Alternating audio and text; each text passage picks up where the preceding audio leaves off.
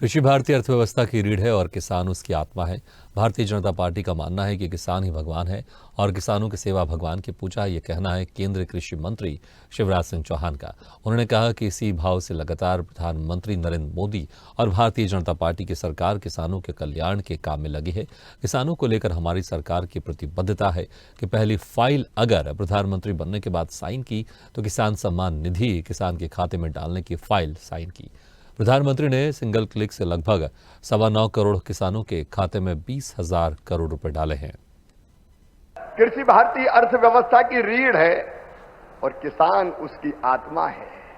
और भारतीय जनता पार्टी का तो मानना है कि किसान ही भगवान है और किसानों की सेवा भगवान की पूजा है। और इसी भाव से लगातार प्रधानमंत्री नरेंद्र मोदी जी और भारतीय जनता पार्टी की सरकार किसानों के कल्याण के काम में लगी है।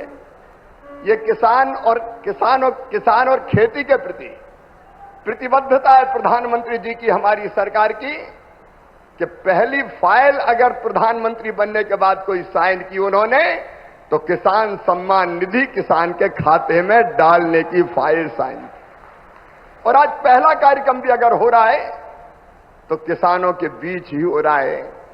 आज प्रधानमंत्री जी सिंगल क्लिक से लगभग 9.25 करोड़ किसानों के खाते में 20,000 करोड़ रुपया डालेंगे। अब तक लगभग 3,24,000 करोड़ रुपया किसानों के खाते में डाल दिए गए हैं। इस राशि के साथ